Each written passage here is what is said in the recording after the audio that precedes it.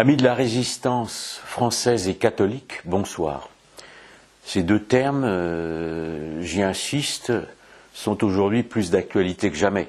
C'est-à-dire que le diable étend son pouvoir sur le monde, donc nous devons résister en tant que Français et en tant que catholiques français, c'est-à-dire nous faisons partie de la fille aînée de l'Église qui a malheureusement apostasié depuis la Révolution. Je vais entamer maintenant une nouvelle série par rapport aux entretiens qu'on avait pu faire auparavant sur l'histoire secrète de la philosophie. Une série qui va être consacrée à l'intelligence du christianisme. C'est le titre générique qui va comporter 2 tomes. Le premier tome que je vous présente aujourd'hui s'appelle « L'humanité en quête de Dieu ». Qui comprendra 2 parties. Aujourd'hui, je vais vous parler des modernes et primitifs, qui est le titre de la première partie. Et la deuxième partie, c'est l'histoire secrète de la philosophie grecque, qui fera l'objet évidemment d'autres entretiens. Cette série s'inscrit dans la suite de ce que j'ai pu écrire auparavant, c'est-à-dire de la guerre des gnoses en 4 volumes, de la conspiration des philosophes, en plusieurs volumes aussi. Le 4e sortira, j'espère, avant la fin de l'année. Il s'appellera La Révolution des Illuminés. C'est évidemment dans la même logique, mais avec une optique différente, qui est d'essayer de faire comprendre aux sceptiques, aux gens qui simplement n'ont pas encore réalisé que la France déchristianisée allait vivre sans doute des heures difficiles, que le christianisme est indispensable d'abord à la survie de notre nation et que le christianisme est indispensable à l'humanité. L'intelligence du christianisme est supérieure à l'intelligence de toutes les autres traditions et religions. Pour une raison très simple, c'est que le christianisme est révélé par le Fils de Dieu. Donc ça n'est pas une religion qui vient des hommes, c'est une religion qui est révélée par le Fils de Dieu. La civilisation chrétienne, qui est interrompue depuis la Révolution, est en péril. Le mondialisme est anti-chrétien, l'apostasie est quasi généralisée et désormais atteint l'Église. Donc le 2e tome s'appellera de la révélation à l'apostasie, car nous sommes évidemment dans l'actualité en voulant défendre le christianisme. Donc dans cette série, j'ai voulu, d'abord elle représente des études que j'ai pu faire il y a de nombreuses années. Elle représente un peu une démarche que j'ai eue à partir de l'histoire des religions, à partir de l'étude de la philosophie, pour me rendre compte que les réponses ne s'y trouvaient pas et que la réponse était dans la théologie. Donc c'est un peu une démarche personnelle. J'ose dire comment je suis redevenu catholique. J'avais évidemment été baptisé, mais comment la connaissance, l'étude m'a fait, et puis aussi évidemment l'observation du monde moderne m'a fait redevenir catholique. Donc j'ai repris l'histoire à son début. L'histoire à son début, pour nous, chrétiens, elle commence évidemment avec Adam. C'est pas Adam, la chute, et ensuite il y a comme une nostalgie de l'état paradisiaque.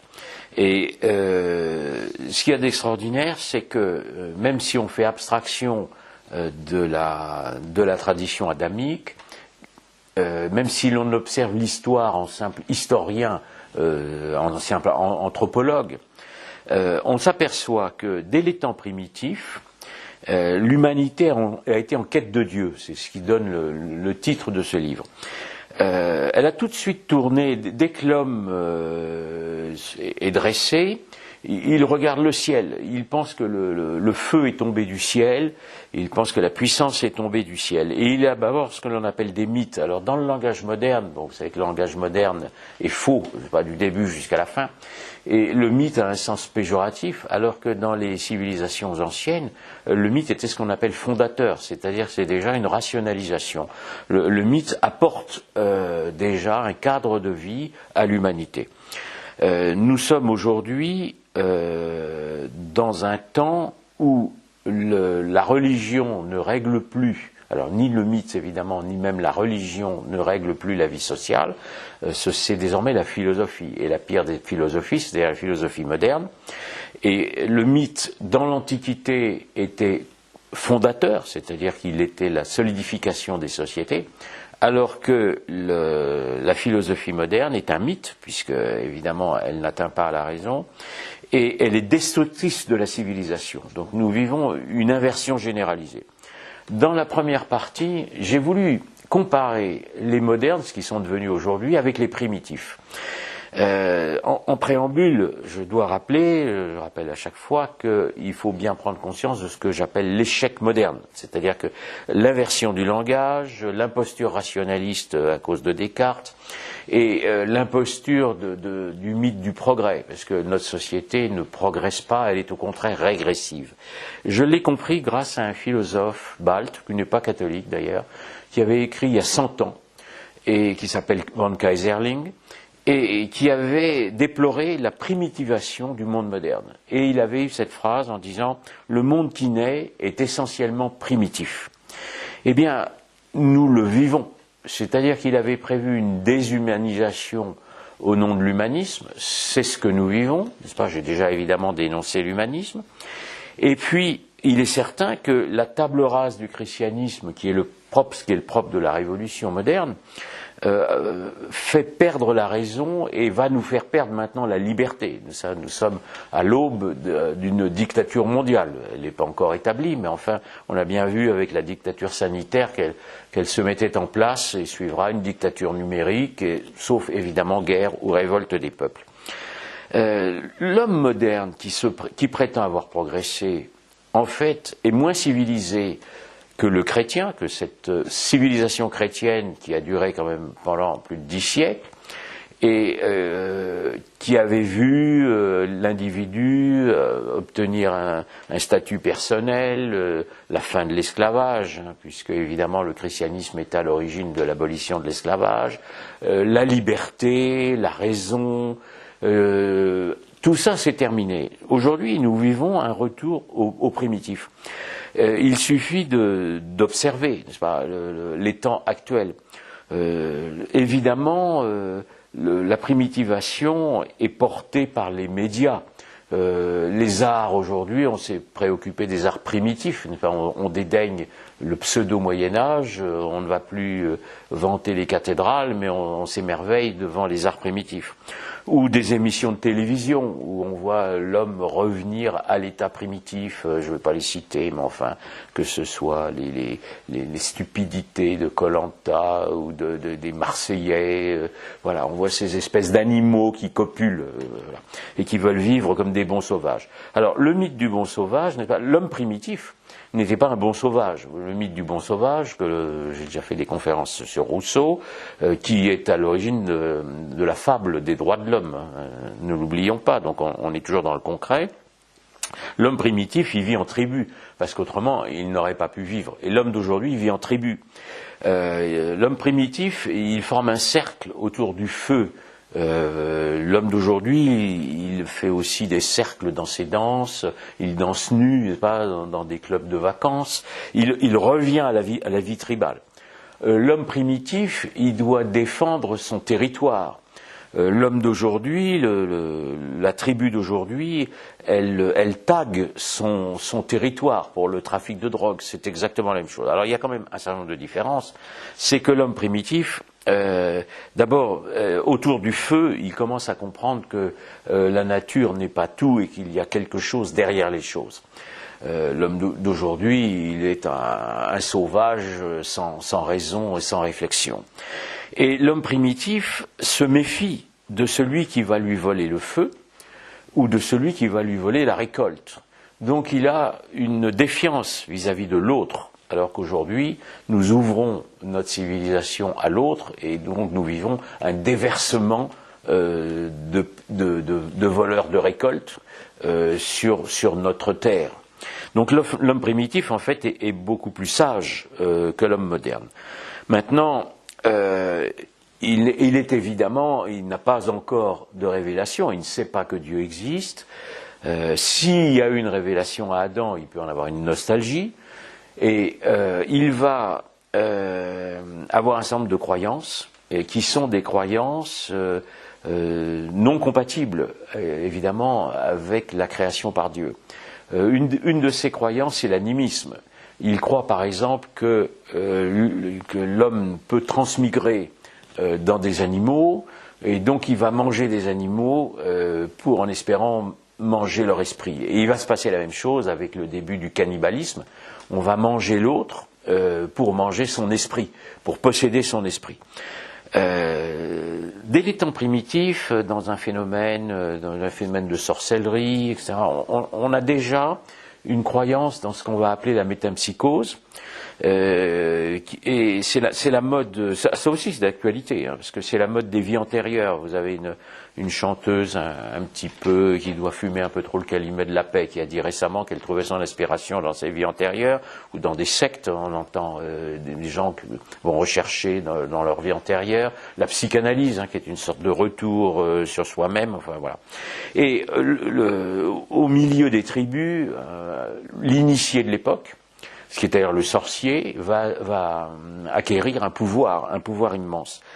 Là, il y a une différence. Aujourd'hui, le sorcier, c'est le sorcier médiatique. Bon.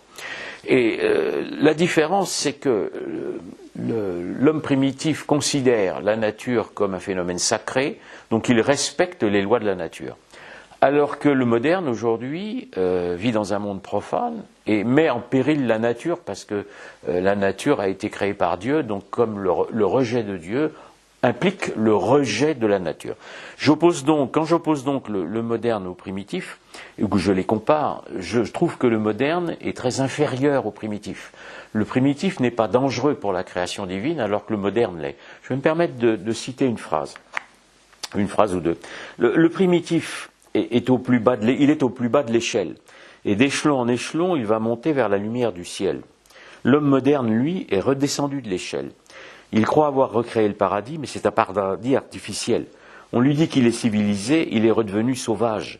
Il ne domine plus ses passions, il se soumet aux plus bas instincts. Il avait conquis la personne et avec elle la liberté, il est devenu un citoyen et revient en tribu. Le sorcier médiatique a éteint son intelligence. L'homme moderne est un objet entre les mains du gardien de bétail, il est un veau tatoué. Le sorcier lui vend de la drogue pour qu'il rêve. L'esprit de l'homme moderne n'est plus dans le réel. C'est bien cela le problème de l'homme moderne, c'est qu'il vit dans une utopie généralisée et que l'utopie a toujours été à la source de la violence. Donc le moderne est inférieur au primitif qui avait le sens du sacré, et le sacré doit être opposé au profane. Le profane, la philosophie est une négation de toutes les religions et profane. Et dans les mythes, vous avez un certain nombre de mythes qui ont été fondateurs et d'autres qui ont déjà été destructeurs. Alors, je vais en citer un seul, qui est le mythe du forgeron. Le mythe du forgeron, alors je ne le cite pas évidemment innocemment, hein. Le mythe du forgeron, vous savez que là on est à l'âge des métaux, et que l'homme croit que les métaux sont tombés avec le feu du ciel et sont allés dans la terre, et il sort évidemment les métaux de la terre, mais auprès du feu, grâce au feu, le forgeron va modifier les métaux. C'est la première fois dans l'histoire de l'humanité que l'homme va se penser comme un co-créateur. La création n'est plus parfaite, c'est lui qui va intervenir. On est évidemment avec le mythe du forgeron, à l'origine de l'alchimie, à l'origine évidemment de la prétention maçonnique. Toutes ces alchimies, maçonnerie, soumission au diable, tout le monde moderne maçonnique est soumis au diable. Le primitif, lui, était en quête de Dieu, mais déjà sa quête de Dieu avait été détournée par le diable. Et un exemple, le plus grand exemple qu'on peut donner, c'est que vous savez que le diable est la création de Dieu et veut la détruire, notamment l'homme. Et le problème du monde primitif, c'est-à-dire même dans les traditions, c'est le problème du sacrifice humain. Ce qu'on oublie souvent, c'est que la révolution a fait revenir les cultes du cosmos, les cultes cosmiques, et que tous ces cultes-là comprenaient un sacrifice humain. Dans les premières sociétés agricoles, alors ça vient des mythologies des premières sociétés agricoles, les gens pensent, les humains pensent que la création au départ était un chaos, bon, et qu'elle a été ordonnée. Le mot cosmos veut dire ordonné, et cet ordonnancement primordial est né d'un sacrifice. Et il va falloir renouveler ce sacrifice tous les ans. Ce sacrifice est aussi interne au premier culte, au premier calendrier en fait des sociétés agricoles, qui est un calendrier lunaire.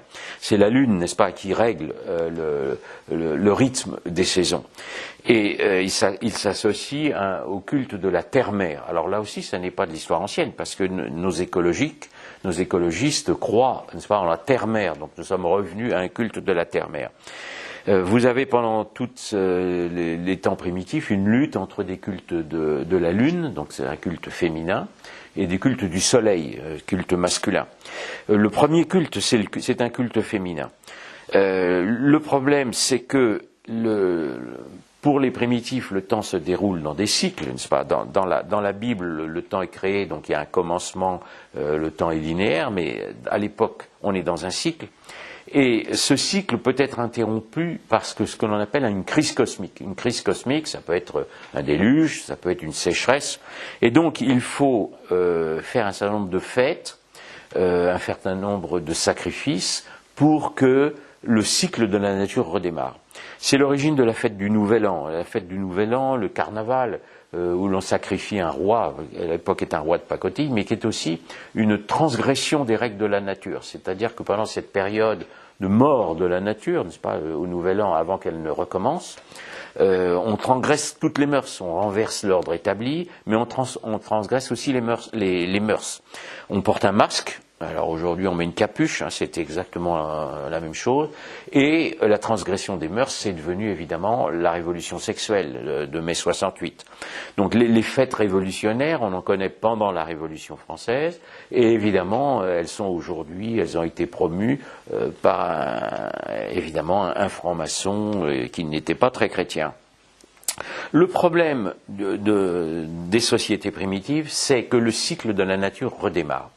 Et il faut donc renouveler le meurtre primordial qui avait permis l'ordonnancement du chaos en cosmos. Et pour renouveler, pour que tout ça recommence, on sacrifie des êtres humains. Alors on sacrifie principalement des jeunes filles. Alors avis aux féministes hystériques, n'est-ce pas ? Parce que les jeunes filles sont innocentes et elles servent d'humus pour la terre. On fait couler le sang des jeunes filles dans le sacrifice. Alors il y aura évidemment un immense apport du judaïsme qui est déjà de substituer au sacrifice humain le sacrifice du bouc émissaire. Et évidemment l'apport supérieur du christianisme qui lui abolira complètement le sacrifice humain par le sacrifice du Fils de Dieu.